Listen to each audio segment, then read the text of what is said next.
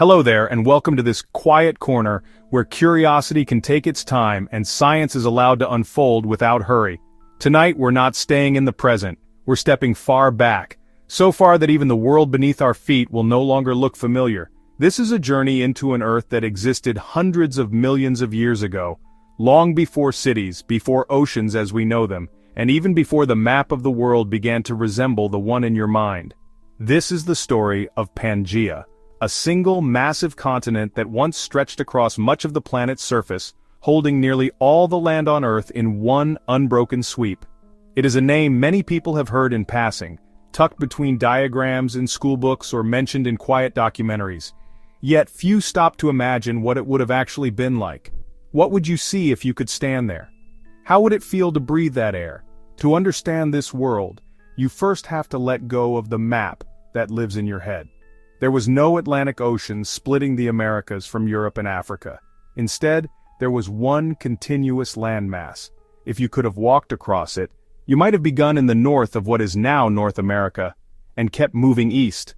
There was only land stretching farther than any traveler could hope to walk in a lifetime, bordered by a single immense ocean that wrapped around it like a ring.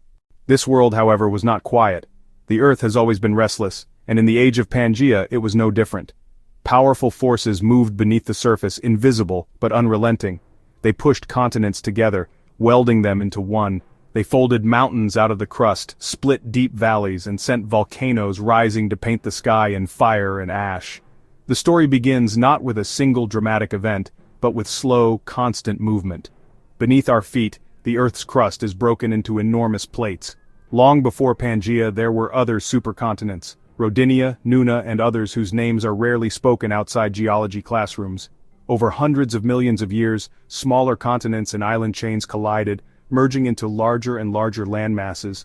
Each collision folded mountains into the sky, built long ranges of stone, and left deep scars in the crust.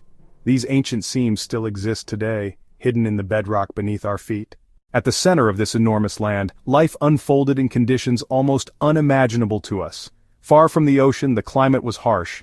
Without seas to carry moisture inland, there were vast stretches of arid land. The seasons were intense, the air dry, and the sky seemed to stretch endlessly, broken only by the outline of mountains in the far distance, or the silhouettes of forests adapted to this demanding world. Creatures you would not recognize walked across that ground.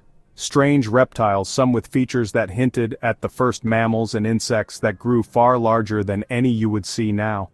Perhaps the most striking thing of all was the absence of boundaries. A river could begin in what we now call Asia and wind its way into what would become Europe without ever being stopped by a sea.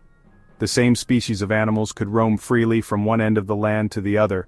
It was one Earth undivided, its surface open and connected in a way that is almost impossible for us to imagine now. Yet for all its size, Pangaea was never permanent. The forces that built it were always at work, and even as they held it together, they were preparing to tear it apart again. Along the coasts, the influence of the surrounding ocean shaped the land. Humidity from Pangaea carried inland on steady winds, feeding lush forests and swamps where life thrived in abundance. But the further you moved away from those coasts, the less of that oceanic influence remained. Step by step, the green of the coastal regions faded, replaced by the stark arid expanse of Pangaea's vast interior deserts. If you could stand there and look around, it might have been overwhelming. No horizon was close enough to feel familiar. No ocean offered a natural edge to the world. This was a world where everything was connected, where mountains, deserts, forests, and rivers were all part of a single continuous Earth. It was this unity that gave Pangaea its power. It shaped the winds and the rains. It guided the spread of plants and animals. And it prepared the stage for the next great transformations in the history of our planet. And so, in this ancient world, every sunrise would have lit a horizon shaped by a single connected Earth. No distant continents to imagine, no hidden lands across vast oceans, just one world, whole and immense under the same sky.